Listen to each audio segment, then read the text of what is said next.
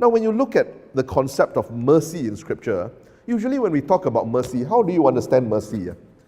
Mercy, usually we have a preconception of it in our minds. What is mercy? Mercy means somebody has done something to offend me, right?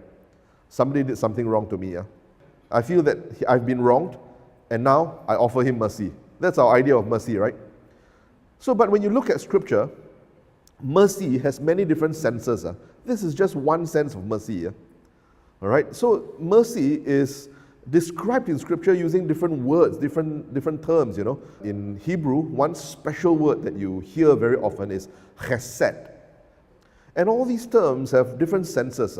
And you will be surprised to know that mercy, when it's used in Scripture, doesn't always involve just somebody offending someone and needs forgiveness, and needing forgiveness. There is another second sense in which mercy is being used. And you will hear this term very often in the word that we use in English to describe it is loving kindness. The word loving kindness is another word that is associated with the mercy of God in Scripture. And loving kindness doesn't necessarily mean that someone has offended you see. Loving kindness, or this form of mercy that you find in Scripture, basically means wishing someone well, desiring good for someone in everything that you say to the person, in everything that you say about this person, and in everything that you do for this person.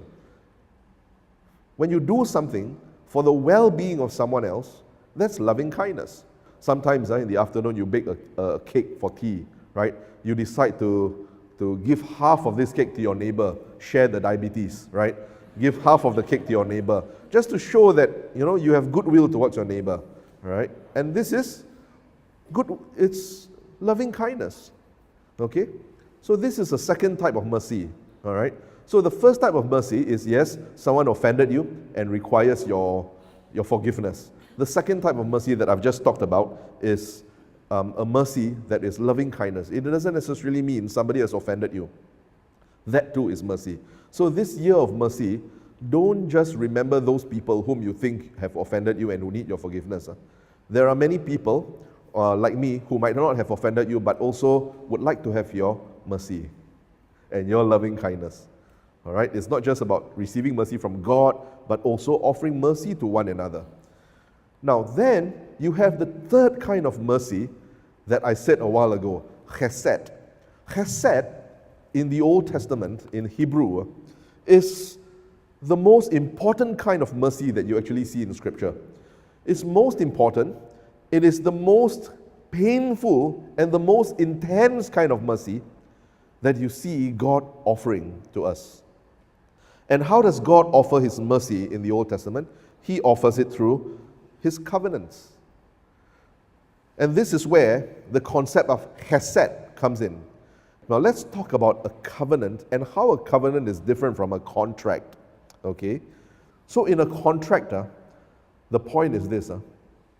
The obligation of one party to fulfill his or her part of the promise is contingent upon the fulfillment of the other party's side of the promise. That means B has to fulfill his part only if A also fulfills his part. If A fails to fulfill his part, B is released from that obligation. Correct? And in a covenant, it's different. In a covenant, my obligation to fulfill my part of the promise is not contingent on whether the other party succeeds in their fulfillment or not. Can you imagine when God establishes a covenant and not a contract with His people? Can God ever break His promise? He will never, right?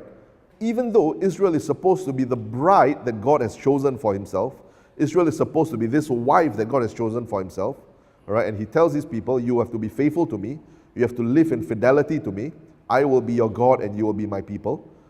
Israel keeps on adulterating their relationship with God. How? By turning to other gods. Israel keeps on looking to other gods.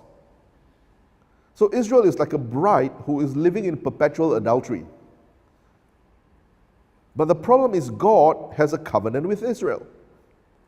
So does God cut ties with Israel? Time and again, because of His faithfulness and His mercy to His people, He keeps bringing them back to Himself. And every time he brings his people back to himself, he establishes a new and a bigger and a more comprehensive covenant with them. It's like pressing the reset button over and over again. Can you imagine someone doing that to you in your relationship? Every time this person does something wrong, intentionally, and not feel sorry for it, you press the reset button and bring this person back to yourself. You say, okay, let's begin again.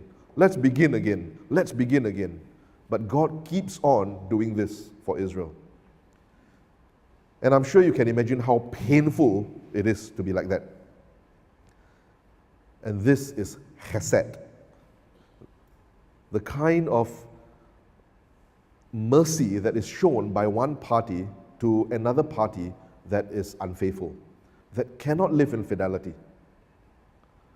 So it is the most painful, the most difficult, and the most intense kind of mercy you see God exercising in Scripture. Not one time, but over and over again.